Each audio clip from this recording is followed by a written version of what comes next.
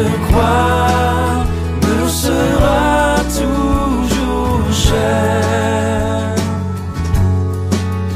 Elle est gloire et victoire pour moi. Et par elle, en la maison du Père, la couronne est offerte à ma foi. Et par elle, en la maison du Père, la couronne est offerte à ma foi.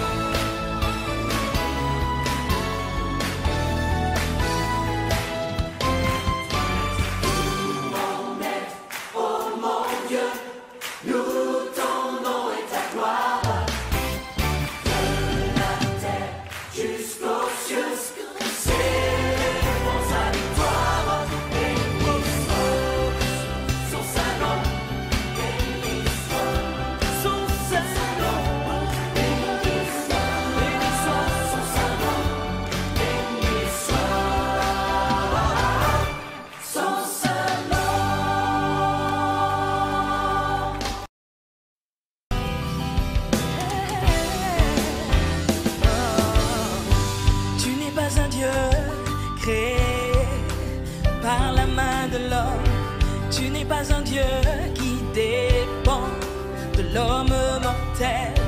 Tu n'as pas besoin de nos dons, ni de nos offrandes. C'est ton plan et c'est ta volonté. Tu n'es pas un Dieu par la main de l'homme. Tu n'es pas un Dieu qui dépend de l'homme mortel.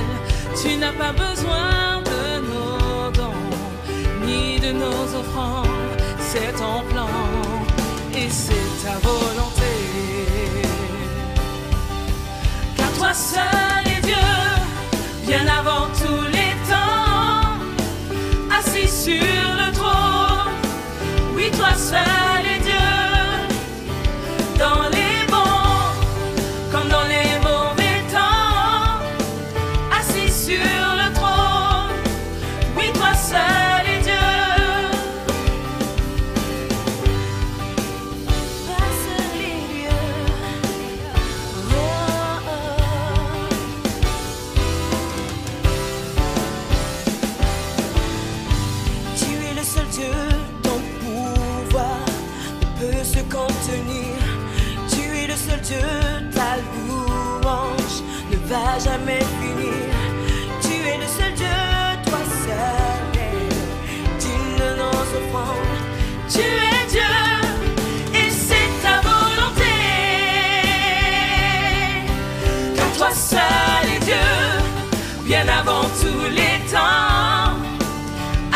sur le trône. Oui, toi seul est Dieu. Dans les bons comme dans les mauvais temps, assis sur le trône. Oui, toi seul est Dieu.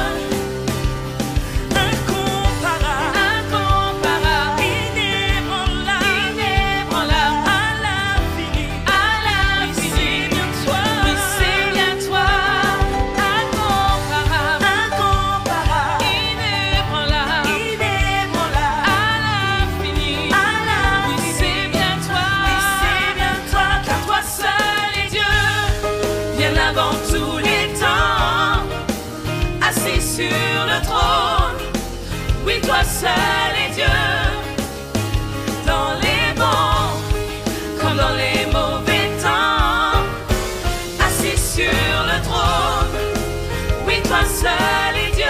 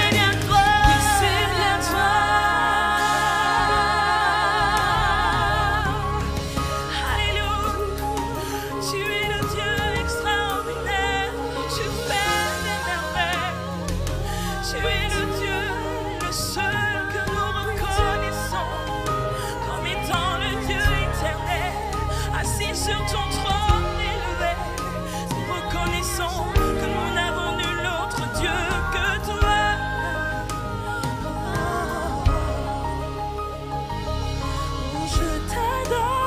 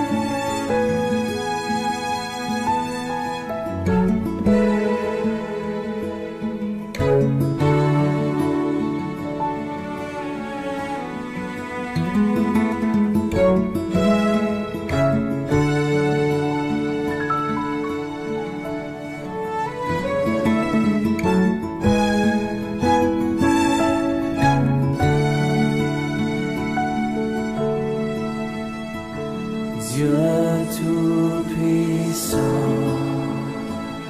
quand mon cœur considère tout l'univers créé par ton pouvoir, le ciel d'azur, les éclairs, le tonnerre, le clair matin, ou les ombres du soir, de tout mon être, alors s'élève un chant. Dieu Tout-Puissant, que tu es grand, de tout mon être, alors s'élève un chant. Dieu Tout-Puissant, que tu es grand.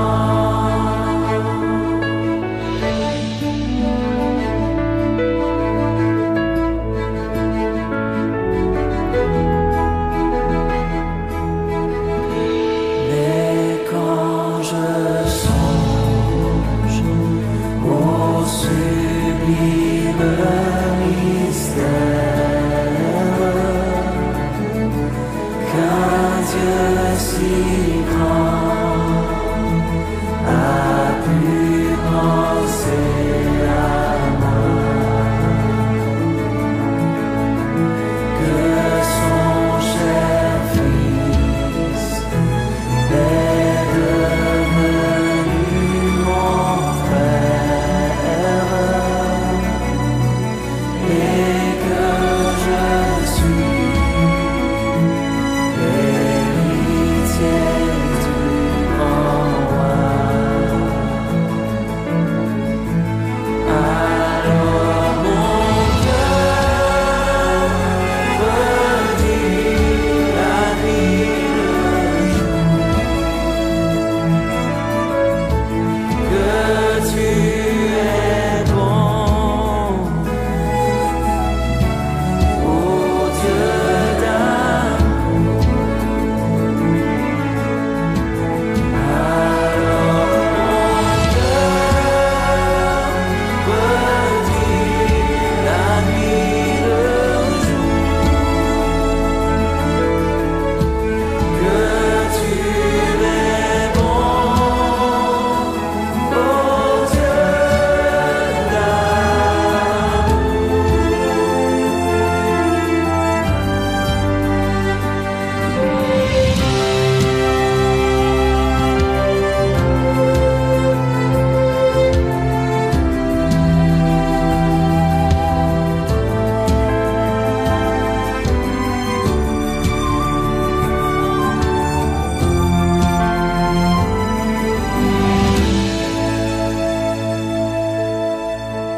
quand mon sauveur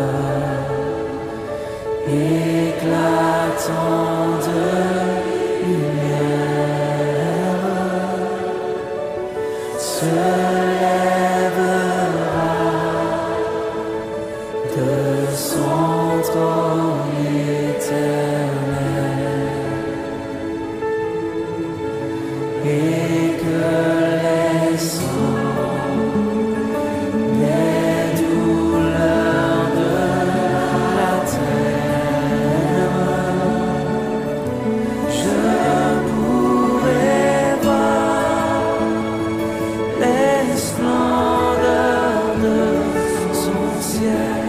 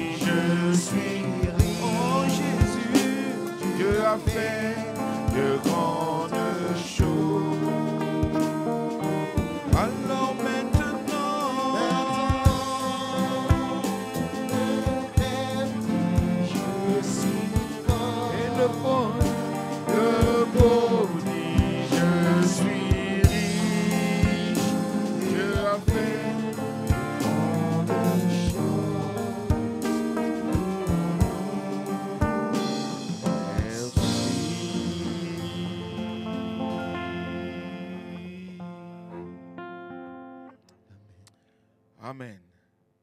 Merci mes frères, merci mes sœurs. C'est une grâce de pouvoir louer et adorer Dieu. C'est un privilège d'être appelé enfant de Dieu. Parce que nous avons fait ce choix d'accepter de reconnaître Jésus-Christ comme notre Seigneur et Sauveur personnel. Et lui, il a fait quelque chose de merveilleux, c'est qu'il nous a donné le pouvoir de devenir enfant de Dieu. Amen. Est-ce qu'on peut dire merci au Seigneur ensemble pour ce qu'il a fait? Père, nous te bénissons et te disons merci et t'en sommes infiniment reconnaissants pour ce que tu fais dans la vie de tes enfants.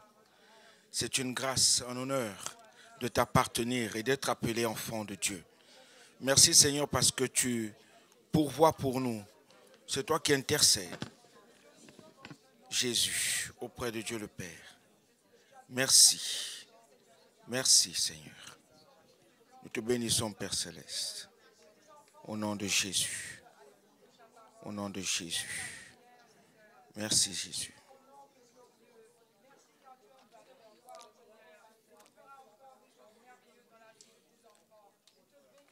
Te bénissons Père. Au nom de Jésus. Amen. Alléluia. Nous avons un Dieu bon, merveilleux, un papa, c'est notre Père. Alléluia. Et vous savez, un père ne laisse jamais ses enfants seuls. Et un papa aime quand son enfant marche avec lui, écoute sa voix et met sa parole en pratique. Si un enfant est désobéissant, le papa, à un moment donné, va enfoncer son visage afin que l'enfant comprenne que papa est fâché, n'est-ce pas? Mais il est impératif, il est bienséant pour tout un chacun de nous de marcher avec Dieu. Et c'est mon message, le titre de mon message ce matin, marcher avec Dieu. Et il y a un homme dans la Bible, dans l'Ancien Testament, qui marcha avec Dieu et il ne fut plus. Parce qu'il a marché avec Dieu et il ne fut plus. Parce que Dieu l'enleva. On va le lire dans le livre de la Genèse, le premier livre de la Bible, au chapitre 5.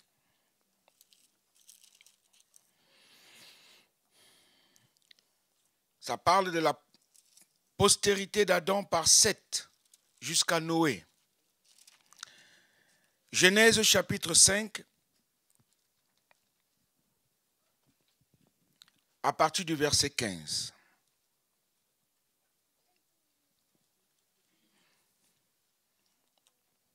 Il est dit Mahalaleel.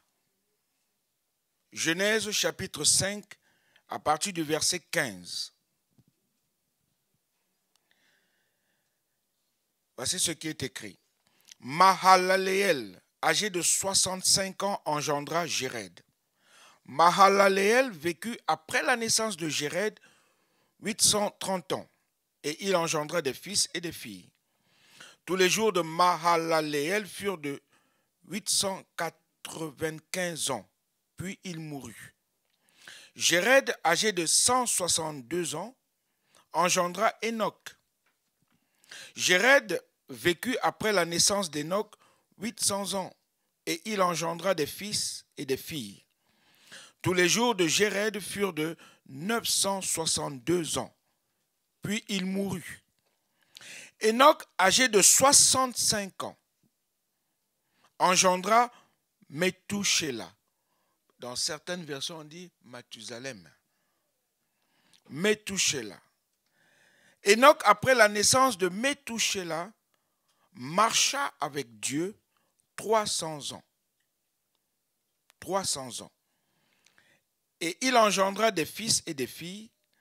Tous les jours d'Enoch furent de 365 ans. Enoch marcha avec Dieu, puis il ne fut plus, parce que Dieu le prit. Methushélah, âgé de 187 ans, engendra Lémec. Methushélah vécut après la naissance de Lémec 782 ans, et il engendra des fils et des filles. Tous les jours de Methushélah furent de 969 ans, puis il mourut. C'est l'homme le plus âgé qui existait. 969 ans. C'est énorme, hein? Et Dieu a toujours voulu que nous vivions même encore plus. Amen. Dieu est bon envers nous. Enoch marcha avec Dieu. Et c'est d'Enoch que j'aimerais qu'on puisse ensemble parler ce matin. Il était âgé de 65 ans quand il engendra Métuséla. Il est dit qu'Enoch, après la naissance de Métuséla, marcha avec Dieu 300 ans. Et il engendra des fils et des filles. Et tous les jours d'Enoch furent de 365 ans. Enoch marcha avec Dieu, puis il ne fut plus, parce que Dieu le prit. Toute la vie d'Enoch, 365 ans, est résumée dans la Bible en quelques phrases qui font surtout état de son caractère. Dans Genèse 5, versets 21-24, il est dit « c'est un homme juste ». Hébreux 11, verset 5, un homme de foi. Dans Jude, chapitre 14 et 15, un prophète. Un prophète, un homme juste, un homme de foi et un prophète. Souvent, lorsque nous lisons les textes de la Bible concernant certaines personnes, nous nous imaginons qu'ils vivaient une vie mystique ou cloîtrée, dans un état de contemplation permanent. Des fois, c'est ce que nous pensons ou croyons. Or, nous nous apercevons ici, avec un peu d'observation, que ces personnes, dont Enoch, avaient une vie normale. La plupart du temps, ils étaient mariés et ayant des enfants. Quand nous lisons toute cette liste de nos ancêtres, on se rend compte qu'ils avaient tous des enfants. Ils étaient mariés. Ils avaient des fils et des filles. Et après, ils ont eu des petits-fils, ainsi de suite. Oui, ils avaient des enfants donc avec des responsabilités familiales, prenant soin des leurs, élevant correctement leurs enfants, travaillant pour les besoins de leur famille. Lorsque les Écritures parlent d'eux, c'est souvent pour souligner leur foi ou les choses surnaturelles qui se sont produites dans leur vie, parce que c'est Dieu qui les faisait au travers d'eux. Mais on parle beaucoup de leur foi envers leur Dieu, envers notre Dieu. Malgré leurs activités quotidiennes, ils prenaient le temps de la communion avec Dieu. Malgré le temps, malgré tout ce qu'ils avaient comme préoccupation, ils avaient le temps de passer du temps avec Dieu. Enoch vivait juste avant le déluge, une époque difficile où la violence, le péché et le mal avaient envahi la terre. Genèse 6. Parce que il est dit corruption du genre humain. Genèse 6. Lorsque les hommes eurent commencé à se multiplier sur la face de la terre et que des filles leur furent nées, on connaît la suite parce que le mal est entré. Il y a eu cette fameuse tour de Babel qui a été bâtie après. Et comment Dieu l'a détruite pour confondre après les langues des hommes. D'ailleurs, Enoch a prophétisé pour les avertir. Il devint prophète pour sa génération.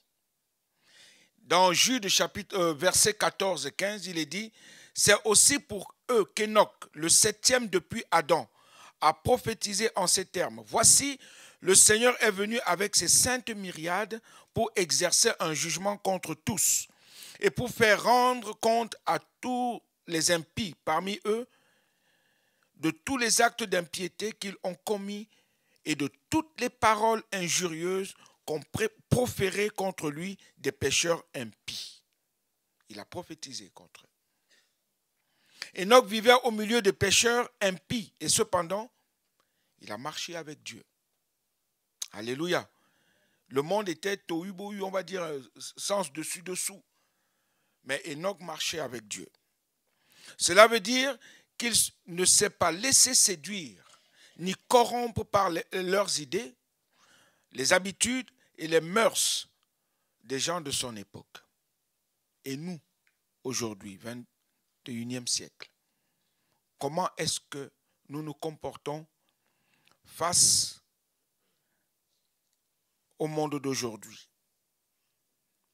Est-ce que nous nous conformons à eux ou bien nous nous conformons à notre Dieu, à sa parole et de marcher avec lui. Il marchait avec Dieu, il cherchait à ce que sa vie, sa manière d'être plaise à Dieu à chaque instant de chaque jour. Est-ce que nous, aujourd'hui, nous recherchons Dieu et de vivre selon sa volonté? N'oublions pas une chose, Dieu nous a tant aimés et qu'il nous a donné un sauveur, son Fils bien-aimé, Jésus-Christ. Et il va plus loin, il dit, celui qui croit en lui aura la vie éternelle. Celui qui s'attache à lui, celui qui a foi en son Fils, celui qui veut faire sa volonté en son Fils bien-aimé, sera sauvé. Il n'y a pas de demi-mesure, il n'y a pas d'autre chemin. Marcher avec Dieu, c'est chercher à vivre en accord avec sa pensée. En accord avec sa pensée. La pensée de Dieu, c'est de faire sa volonté. C'est de marcher comme lui, Dieu, voit bon que tu dois marcher. En lui, par lui et pour lui et avec lui. On ne peut rien faire sans lui. Tout ce que nous faisons doit être conduit et dirigé par lui. Et c'est pourquoi il nous a laissé son esprit, le Saint-Esprit qui est avec nous à chaque instant de chaque jour. Amos, le livre d'Amos au chapitre 3 et au verset 3, il est dit, « Deux hommes marchent-ils ensemble sans s'être mis d'accord ?» Deux hommes marchent-ils ensemble, ça c'est la version Le Semeur qui le dit, sans s'être mis d'accord. Enoch était un homme juste, c'est-à-dire intègre, au même titre que Noé et Lot, qui au milieu d'une génération perverse et corrompue se sont gardés des souillures du monde. Saints pour Dieu. Saints pour Dieu. On dirait aujourd'hui, à notre époque, aujourd'hui, qu'ils marchaient comment? Dans la sanctification. Séparés du monde. Regardez bien aujourd'hui combien le monde même essaye d'entrer dans l'église et d'édulcorer l'église afin que la sainte parole ne soit plus donnée comme il se doit. Dieu nous appelle à ce que nous demeurons fermes dans la foi que nous confessons à chaque instant de chaque jour. Une foi véridique et authentique. Une séparation authentique. On ne peut plus vivre comme nous vivions autrefois parce que nous avons changé de vie. Nous avons changé de manière d'être et de vivre en lui, par lui et pour lui seul. Alléluia. Amen. Il se séparait du mal pour plaire à Dieu. On doit fuir le mal. On doit fuir le péché. On doit fuir les choses qui veulent nous corrompre. Et aujourd'hui, il y a trop de corruption dans le monde. Et la corruption entre dans l'Église, à tel point que nous en sommes même infectés. Il va falloir revenir à la saine doctrine, à la parole de Dieu, et de la mettre en pratique comme Dieu le veut. Alléluia. Oui, il ne cherchait pas à plaire aux hommes.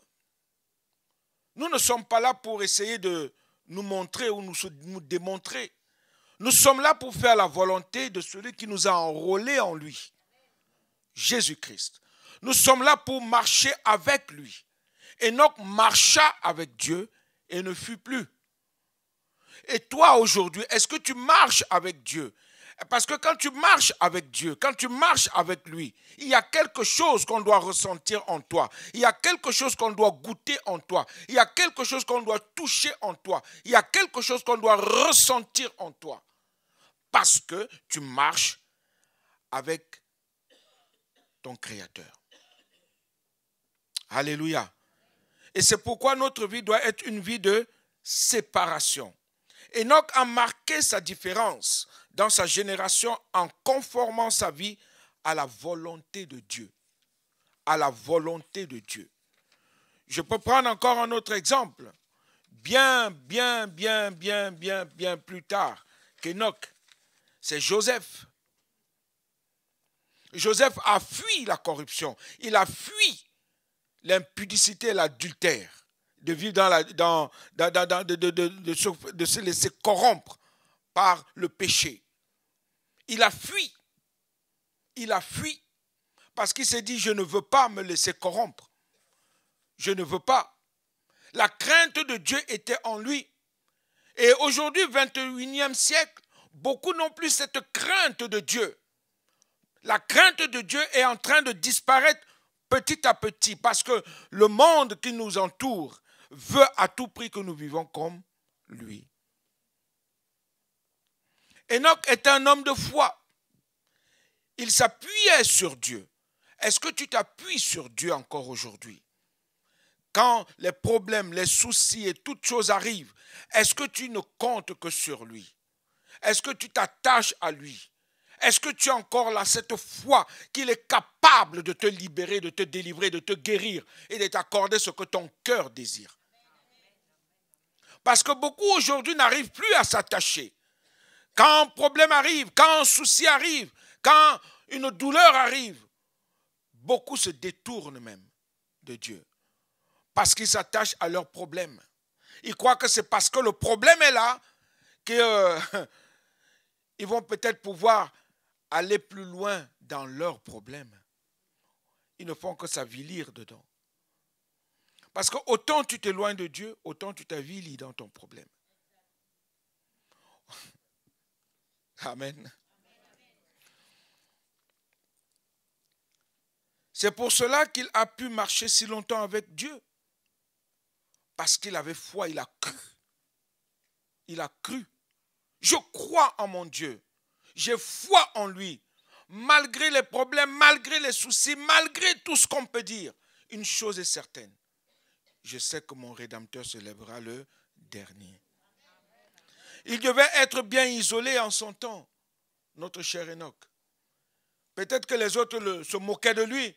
Peut-être que les autres le rejetaient. Peut-être comme toi aujourd'hui. Partout où tu vas, tu essayes de dire que tu appartiens à Jésus-Christ. On se moque de toi ou bien on te crache même dessus ou bien on te méprise même. Mais la Bible dit, il marcha avec Dieu et il ne fut plus.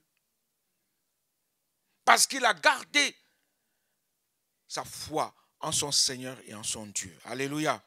Alléluia. Regardez, son petit-fils Lémec se plaint de la difficulté de la vie. Genèse 5, verset 29. Il est dit, il lui donna le nom de Noé en disant, celui-ci nous consolera de nos fatigues et du travail pénible de nos mains provenant de cette terre que l'Éternel a maudite. Tellement c'était dur. C'était être tellement caduque pour eux de vivre ainsi. Ah, certainement, Noé nous libérera. Noé. Or, dans un environnement si difficile, Enoch a eu besoin de chercher sa force en Dieu. Est-ce que tu recherches encore ta force en Dieu?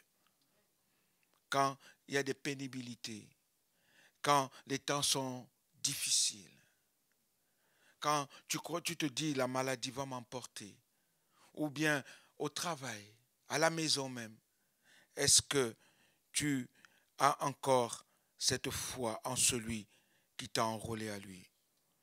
Est-ce que tu vas rechercher puiser ta force sur ton Seigneur et ton Dieu pour résister aux tentations, à la pression du monde qui t'environne?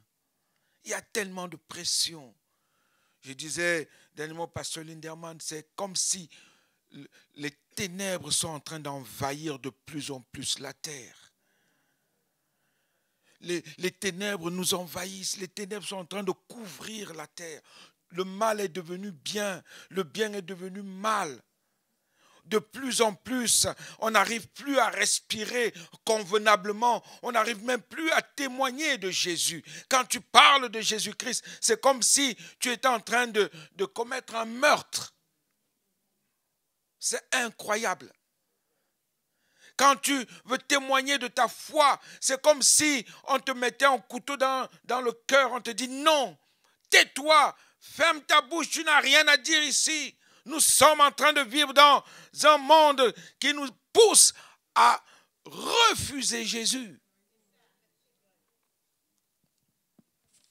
Mais Enoch a tenu ferme. Enoch a tenu ferme. Il marchait avec son Dieu. Enoch marchait avec Dieu. Est-ce qu'aujourd'hui il y a encore des hommes et des femmes qui marchent avec leur Seigneur, leur Sauveur, leur Rédempteur, à chaque instant de chaque jour? Nous savons par expérience que nos propres forces ne sont pas suffisantes pour résister au mal et faire le bien. Ce n'est pas possible. De nous-mêmes, on ne peut pas. Et nous ne pouvons rien faire. Crois au Seigneur Jésus et tu seras sauvé, toi et ta famille. Attache-toi à ton Dieu et tu verras combien ton Dieu est bon envers toi. C'est la foi, ta foi en Dieu, au nom de Jésus-Christ. Lorsque nous cherchons auprès de lui du secours, c'est là qui nous permet de demeurer fidèles. Jude 25 le dit. Le verset 25 de Jude. C'est l'avant-dernier livre de la Bible. Le verset 25 dit ceci. À Dieu seul notre Sauveur, par Jésus-Christ notre Seigneur, soit gloire, majesté, force et puissance, dès avant tous les temps et maintenant et dans tous les siècles. Amen. Tout est en Jésus-Christ. Et nous devons on doit se laisser guider par Jésus. Alléluia. Par son esprit qui vit en nous. Enoch était prophète. C'est vrai. Il avait un message pour sa génération. Est-ce que toi, tu as un message pour ta génération? Lui, il a eu un message. Il n'a pas eu froid aux yeux. Il n'a pas tremblé devant sa génération. Il a eu ce message. Oh oui. Il est dit, Enoch, le 7e depuis Adam, a prophétisé en ces termes. Voici, le Seigneur est venu avec ses saintes myriades pour exercer un jugement contre tous et pour faire rendre compte à tous les impies parmi eux de tous les actes d'impiété qu'ils ont commis et de toutes les paroles injurieuses qu'on proférait contre lui des pécheurs impies. Il a prophétisé. Enoch. Quel est le message que toi tu donnes? Parce que quand tu marches avec Dieu, il y a toujours quelque chose que Dieu met dans ta bouche. Alléluia. Alléluia. Dieu nous parle. Et Dieu parle au travers de nous pour donner son message. Regardez combien aujourd'hui quand tu veux dire Jésus-Christ est Seigneur, on dit tais-toi. C'est dépassé. Quand tu veux dire Jésus m'a sauvé, on dit quel est ce témoignage? Nous ne le connaissons pas. Le seul témoignage que je connaisse, c'est que le gouvernement me bénit. C'est ça? Quelle bénédiction. Le monde a osé renier Jésus pour se laisser contrôler par César. Souvenez-vous, lorsque Ponce Pilate présentait Jésus au peuple juif et à tout le monde, crucifierai-je votre roi? Ah, sacrilège! Il n'est pas notre roi. Crucifie, crucifie, crucifie-le. Nous n'avons pour roi que César. Et le monde a accepté César. Et nous connaissons tous la vie de César. Jusqu'aujourd'hui, c'est la même chose qui est en train de se produire dans le monde. Cette vie de César. l'impudicité, adultère et tout le reste, meurtre, inceste, tellement de mal. Ils ne vivent que ça. Et c'est ça que le monde a accepté. C'est ça que le monde veut comme gérance. Il n'y a plus d'amour. Il n'y a plus de paix. Il n'y a plus de joie. Il n'y a plus de vérité. Il n'y a plus. Le monde est devenu comme ça. Ils ont choisi César. Crucifie, crucifie, crucifiez-le. Nous ne voulons pas de ce Jésus qui vient nous témoigner du ciel. Nous ne voulons pas de ce Jésus qui vient nous témoigner de l'amour. Quel amour? Nous ne voulons pas de ce Jésus qui vient nous témoigner de paix, de joie, de bonté, de bénignité, de douceur, de tempérance. Non. Nous voulons César parce que César seul est capable de nous apporter le meurtre. C'est ça les Césars. Ils s'entretuaient entre eux. C'était une vie malsaine. Ils ont choisi César. Ils ont osé choisir César. Lisez Luc. Ils ont osé en refusant le Fils de Dieu. Mais Dieu nous a fait grâce. Il nous permet de le connaître et de vivre en lui, par lui et pour lui seul et de marcher avec lui. Est-ce que tu marches avec Jésus chaque jour? Ce n'était pas un message facile pour Enoch à son époque. Et à cause de ce qu'il annonçait, il ne devait pas plaire à beaucoup de monde. Quand tu dénonces le péché, quand tu dénonces le mal, tu es détesté, tu es haï, tu es tué. Mais pour Enoch, être agréable à Dieu était sa priorité. Est-ce ta priorité aussi ce matin, aujourd'hui? Plaire à Dieu. Plaire à Dieu. Tant pis pour ce que les autres en pensent. Tant pis. Mais moi, je veux plaire à mon Dieu. Je veux faire sa volonté. L'apôtre Paul écrivait aux Galates, « Et maintenant, est-ce la faveur des hommes que je désire ou celle de Dieu?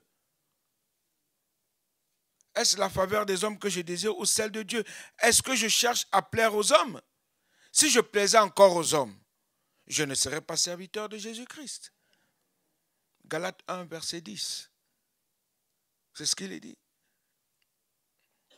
La vie même d'Enoch, sa conduite au milieu du monde corrompu, était un message. Là où tu es, là où tu travailles, à l'école, à l'université ou ailleurs, à la maison, est-ce que ta vie est un message? Un message du Seigneur pour eux. Parce que tu ne parles pas comme eux, tu ne raisonnes pas comme eux, tu n'agis pas comme eux, tu ne fais pas les choses comme eux, ils veulent que tu fasses. Toi, tu dis non, je ne veux pas me corrompre. Est-ce que ta vie est un message pour ce monde d'aujourd'hui? Est-ce que ta vie est un message? Alléluia. Il était prophète de Dieu, avertissant ses contemporains par ses paroles et par sa manière de vivre, rempli d'amour. On me demande souvent de trahir au travail. J'ai dit non. Et on me convoque parce que je ne veux pas à la direction pour que je puisse dire pourquoi. J'ai dit parce que ma vie ne me le permet pas. Et pourquoi ta vie ne te le permet pas? Parce que j'ai fait un choix. Et c'est quoi ton choix? Mon choix, c'est que j'ai accepté Jésus-Christ comme mon Seigneur et Sauveur personnel. Et ils me disent, est-ce que tu crois que ton Jésus peut te donner du travail? Et je le crois. Est-ce que tu crois que ton Jésus peut t'apporter ce que ton cœur désire? Et je les regarde, j'ai dit, vous ne savez pas ce que vous dites. Parce que mon Jésus, le souffle de vie que vous avez, comme ça, terminé, là où vous êtes. Parle pas comme ça, Blaise. Si. Vous m'avez convoqué. Quel est notre témoignage? Est-ce que notre vie témoigne? Parce que nous vivons dans une génération qui ressemble beaucoup à celle d'Enoch. Et ce n'est pas facile de demeurer fidèle à Dieu dans cette génération-ci du 21e siècle. Le monde fait tout pour détruire l'œuvre de Dieu sur terre. Jésus-Christ a dit, je bâtirai et les portes de l'enfer. Mais si nous corrompons, comment est-ce que l'église de Jésus-Christ demeurera-t-elle donc authentique, sans tache ni ride, ni rien de semblable? Comment? C'est pourquoi nous devons demeurer comment? Fidèles, en marchant selon la parole de Dieu, en faisant sa volonté, au nom de Jésus-Christ. Oh oui, nous vivons une génération qui ressemble beaucoup à celle d'Enoch et ce n'est pas facile de demeurer fidèle à Dieu. Beaucoup se laissent entraîner dans des compromis avec le monde. Des compromis. Oh, ils disent, ce n'est pas nécessaire d'être trop rigoureux dans la Bible, avec la Bible, pardon. Dieu est amour. Il nous aime tous. Il fait pleuvoir sur le juste comme sur l'injuste. Mais c'est un juste juge. Parce que quand il reviendra, ça va être terrible. Les uns seront pris et les autres resteront. Enoch marchait avec Dieu et il ne fit plus. Parce que Dieu le prit, il l'a enlevé. Il l'a enlevé. Il ne faut pas choquer les gens. Choque pas trop, frère. Quand tu prêches, fais attention. Choque pas trop. Doucement. Arrondis un peu. Choque pas trop, parce que quand tu choques là, ça fait fuir. Il faut mettre des gants de velours.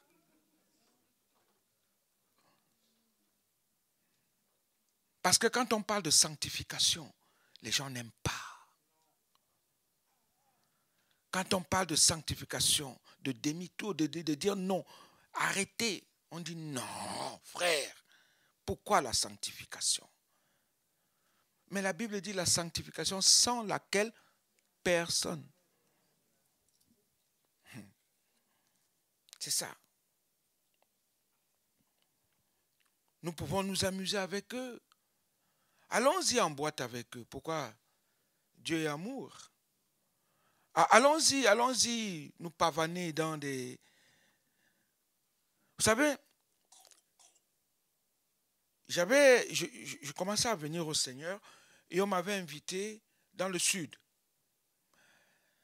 Dans une petite ville, beaucoup la connaissent, je tais le nom parce que je ne voudrais pas que vous y alliez. C'était écrit camp de nudistes.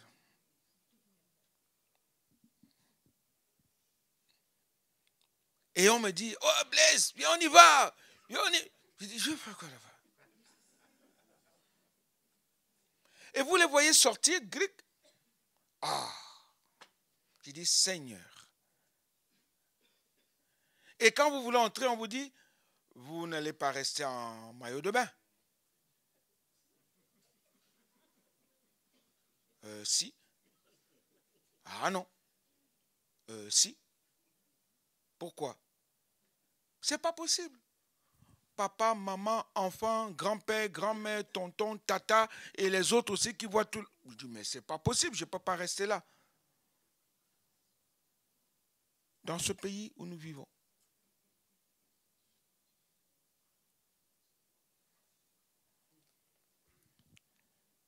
Et nous acceptons ces choses. C'est incroyable. C'est incroyable. Je vais plus vite. Écoutez-moi bien. Si vous vous amusez avec le monde, vous ne pourrez pas être pris au sérieux comme témoin de Jésus-Christ. Si vous vous amusez avec le monde, vous ne pourrez jamais être pris au sérieux comme témoin de Jésus-Christ. Et ça, c'est la vérité. Au milieu de ce monde perverti, si vous vous amusez avec eux, jamais ils ne vous prendront au sérieux. D'autre part, vous ferez des choses qui déplaisent à Dieu et vous ne pourrez plus vous tenir dans sa présence avec assurance, c'est-à-dire avec foi, parce que vous suivez des choses contraires. Dans sa manière d'être et dans ses paroles, Enoch marchait avec Dieu, c'est-à-dire que dans ses activités quotidiennes, il cherchait à plaire à Dieu. Quelles sont tes activités quotidiennes? Quelles sont tes activités quotidiennes? Nous ne pouvons pas plaire à Dieu si nous imitons le monde dans sa manière de vivre. Jamais. Nous voulons faire comme le monde.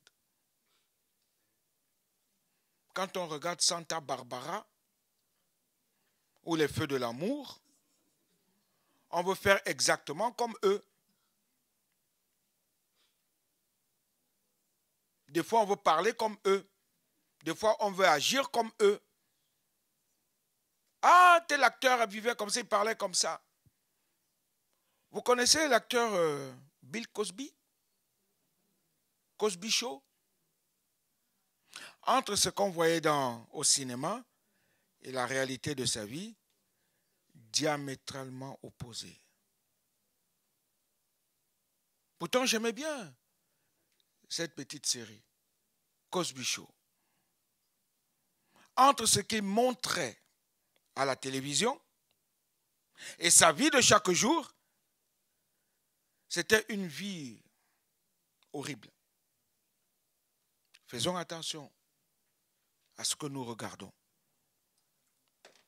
Amen. Amen. Nous ne pouvons pas plaire à Dieu si nous imitons le monde dans sa manière de vivre. L'apôtre Paul disait dans Jacques chapitre 4, verset 4, « Adultères que vous êtes, ne savez-vous pas que l'amour du monde est inimitié contre Dieu? Celui donc qui veut être ami du monde, qu'est-ce qu'il fait? Il se rend ennemi de Dieu. Ennemi de Dieu. Nous sommes parfois irrités et attristés par la conduite et l'incompréhension des hommes de ce monde qui nous entourent, de leur refus de croire et de leur comportement pécheur. Mais que pouvons-nous attendre d'autres de leur part? Nous avons vécu comme eux, nous aussi. Nous étions de leur nombre. Mais que pouvons-nous attendre si Dieu lui-même ne vient pas toucher leur cœur? Mais pour cela, il faut que nous témoignons. Nous témoignons. Nous tous aussi, nous dit Éphésiens 2, verset 3, nous tous aussi, nous étions de leur nombre. Et nous vivions autrefois selon les convoitises de notre chair, accomplissant la volonté de la chair et de nos pensées. Et nous étions par nature des enfants de colère, comme les autres. Ce même chapitre 2, verset 13 dit, « Mais maintenant en Jésus-Christ, vous qui étiez jadis éloignés, vous avez été rapprochés par le sang de Christ. » Alléluia. Dieu nous a rapprochés par le sang de son Fils. C'est pourquoi nous devons nous attacher à notre Père Céleste en Jésus-Christ, par Jésus-Christ et pour Jésus. Il n'y a de salut en aucun autre, car aucun autre nom ne nous a été donné. Les gens cherchent Dieu en courant vers des tas de noms qui existent. Mais ce ne sont pas ces noms-là qui sauvent. Ce ne sont pas ces noms qui apportent la guérison. Je suivais une émission hier sur la mafia sicilienne. C'était écrit « Mafia sicilienne et la foi ». Quand ils allaient tuer, il y a un qui témoignait, il disait, quand j'allais tuer, j'allais me mettre à genoux devant la croix de Jésus et je récitais les Notre Père. Et les prêtres qui étaient là venaient m'imposer les mains et me disaient, va faire ce que tu as à faire, Dieu est avec toi. Ça m'a scotché. Ça m'a scotché. C'est la chaîne Histoire. J'aime beaucoup cette chaîne. Ça m'a scotché. Et beaucoup de mafiosos, ou de mafiosistes, pour certains, portent souvent des croix. Vous n'avez jamais des crucifix. Parce qu'ils se disent chrétiens. Mais ils vont tuer. Et ils sont bénis par des prêtres derrière. Incroyable. Incroyable. Ça m'a scotché.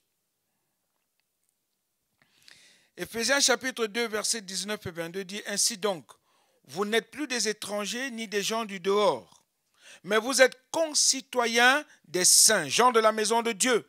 Vous avez été édifiés sur le fondement des apôtres et des prophètes, Jésus-Christ lui-même étant la pierre angulaire. En lui, tout l'édifice, bien coordonné, s'élève pour être un temple saint dans le Seigneur. En lui, vous êtes aussi édifiés pour être une habitation de Dieu en esprit. Et si nous sommes une habitation de Dieu, combien Dieu doit habiter dans sa maison? Combien Dieu doit contrôler sa maison? Combien Dieu doit constamment diriger ce qui est à lui?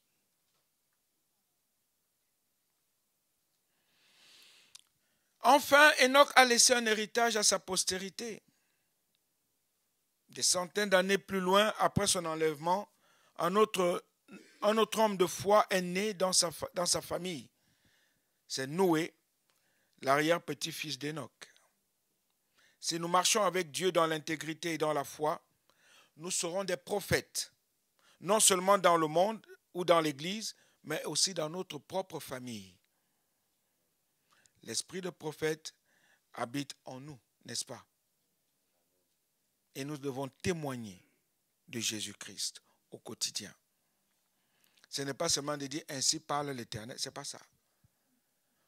La parole de Dieu en elle-même est une prophétie. Alléluia. Si nous marchons avec Dieu, nos enfants sont avec notre conjoint, ceux qui nous connaissent le mieux. Vous savez ça? Papa, maman, savez-vous que nos enfants nous connaissent le mieux? Papa, maman te connaît mieux que quiconque. Maman, papa te connaît mieux que quiconque. Donc ils nous connaissent le mieux. Ils savent qui nous sommes. Et oui, nous ne pouvons pas tricher avec eux. Ce n'est pas possible. Parce qu'ils nous connaissent. Nous avons des imperfections comme tous les humains et ils le savent. D'ailleurs, une perfection excessive les découragerait. Quand tu es tellement excessif dans certains... on te regarde avec des mauvais yeux. Ce qu'ils attendent de nous, c'est de la droiture de cœur, un cœur intègre qui sait reconnaître, confesser ses péchés et qui s'efforce de s'en détourner. Je vais terminer en disant, ne laissons pas le monde influencer nos enfants, ou même ceux qui nous côtoient. Devenons un témoignage authentique dans nos maisons, dans nos familles. Ne laissons pas le monde influencer nos enfants. De nos jours, ce n'est que cela. Le monde nous influence.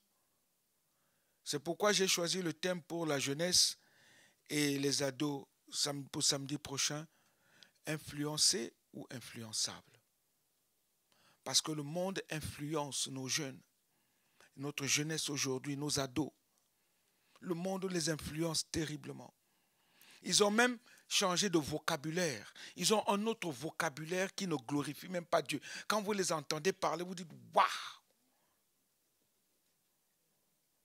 Un vocabulaire qui ne sied pas à la parole de Dieu. Et c'est pour cela que nous devons marcher. Marcher avec Dieu.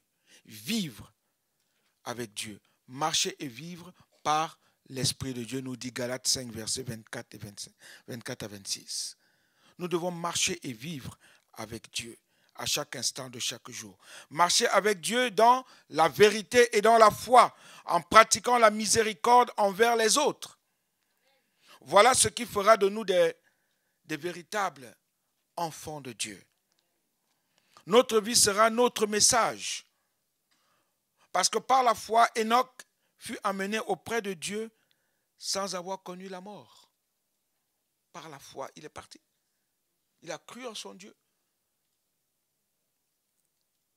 Personne ne put le retrouver parce que Dieu l'avait enlevé auprès de lui.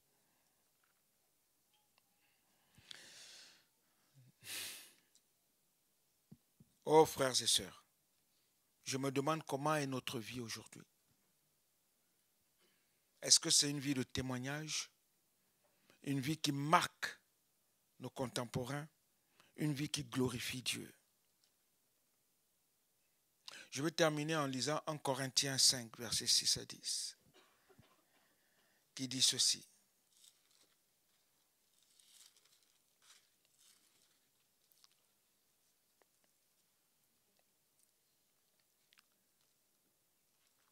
Nous nous plaignons beaucoup. Nous essayons souvent de trouver des raisons pour essayer de nous éloigner de Dieu. Mais ce n'est pas bon.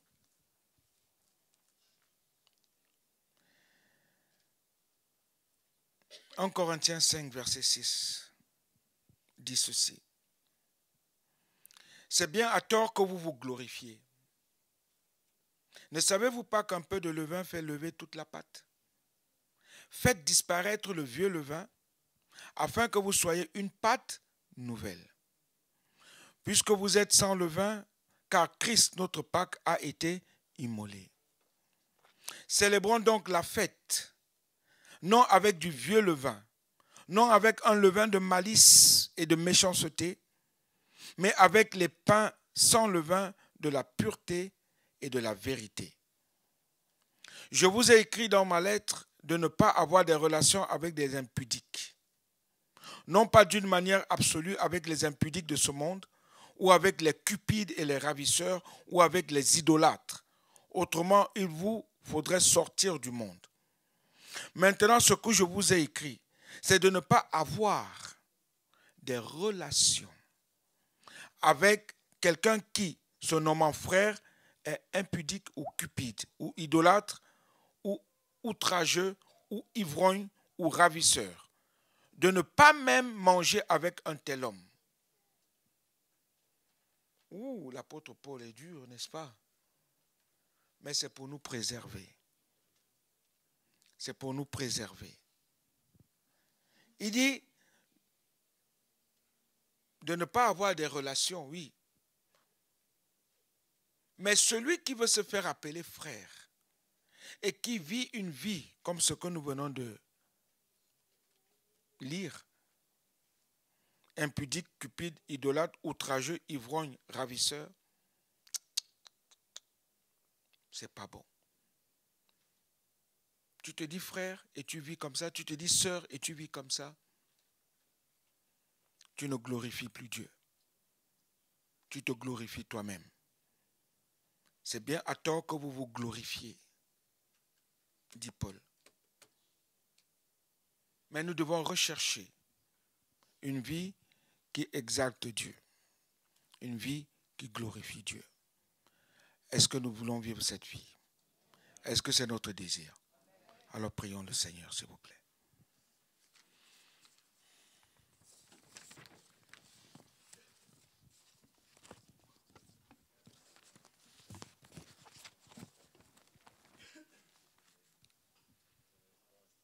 Alléluia. Est-ce que ta vie est une vie conforme à la parole de Dieu? Est-ce que tu t'es conformé à Dieu? Est-ce que tu marches avec Dieu comme Enoch? Parce qu'un jour, Jésus-Christ revient. Et il revient pour chercher son Église. Est-ce que tu partiras avec lui?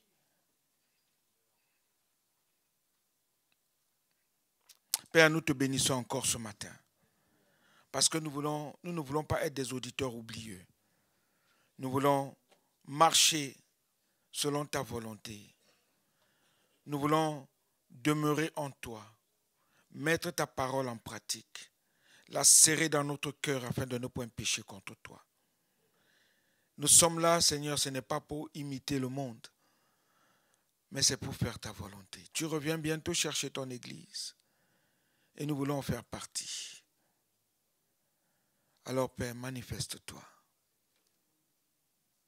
afin que Jésus-Christ soit toujours honoré dans nos vies, dans nos familles, partout où nous sommes, partout où nous allons. S'il y a des malades, Seigneur, manifeste-toi. Et tends tes mains afin qu'il y ait encore des guérisons. S'il y a des souffrances, viens ôter les souffrances. S'il y a des douleurs, viens ôter les douleurs. Si ce matin, il y a quelqu'un qui veut te reconnaître comme son Seigneur et Sauveur personnel, alors agis dans sa vie et manifeste-toi en lui. Père, nous te bénissons encore. Au nom de Jésus. Amen. Soyez bénis.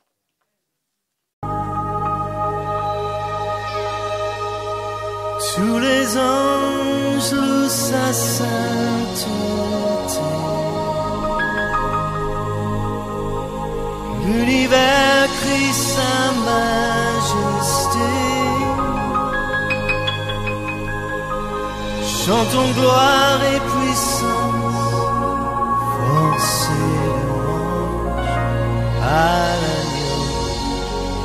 l'agneau immolé. À l'agneau immolé.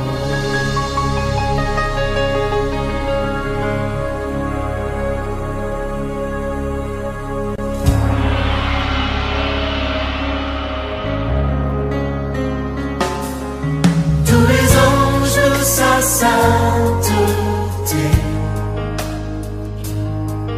L'univers crie sa majesté. Chantons gloire et puissance, force et louange à l'agneau immolé.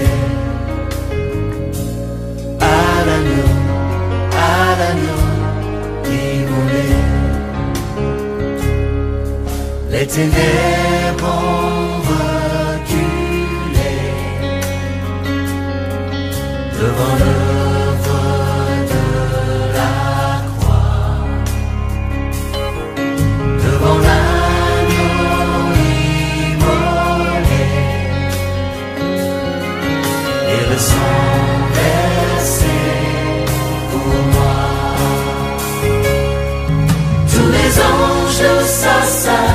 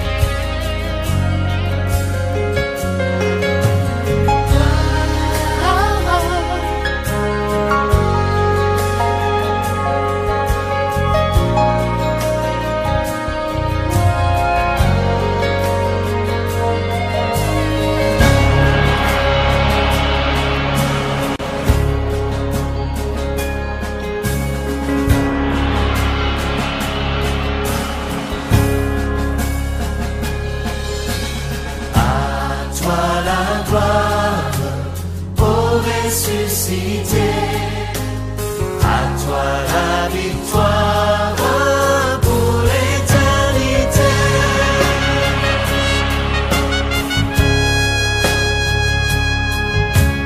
À toi la gloire, ô ressuscité. À toi la victoire pour l'éternité. Brillant de lumière, l'ange est descendu. Il roule la pierre du tombeau vaincu. À toi la gloire, ô ressuscité. À toi la victoire pour l'éternité. Vois-le paraître, c'est lui, c'est Jésus, ton sauveur, ton maître, on ne doute plus. Sois dans la détresse, peuple du Seigneur, et redis sans cesse que Christ est vainqueur. À toi la gloire, ô ressuscité. À toi la victoire pour l'éternité.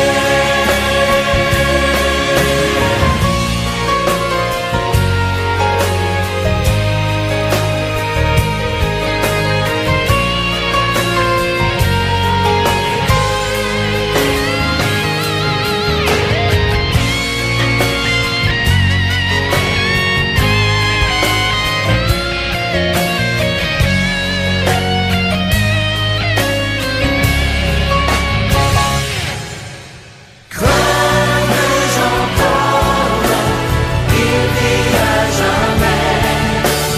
Celui que j'adore, le prince de paix. Et la victoire, mon puissant soutien.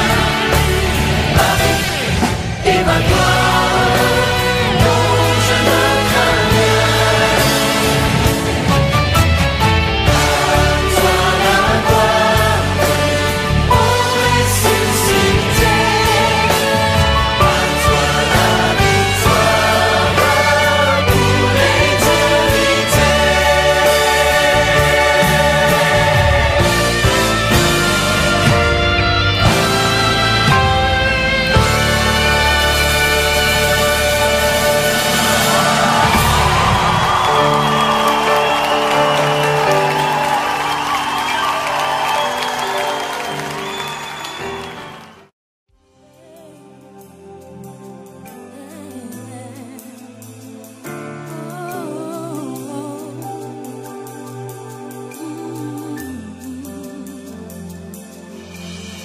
Prosterné devant toi, devant toi, oh devant toi, prosterné devant toi, devant toi, oh devant toi. Jésus le roi des rois, nous t'adorons.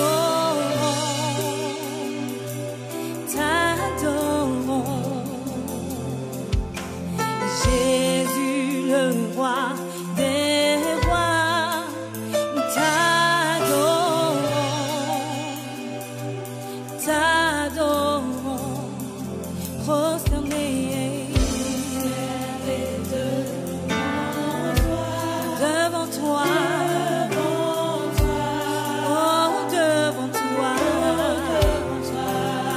prosternés devant toi, devant toi, oh devant toi, prosternés devant toi, devant toi. Oh, devant toi,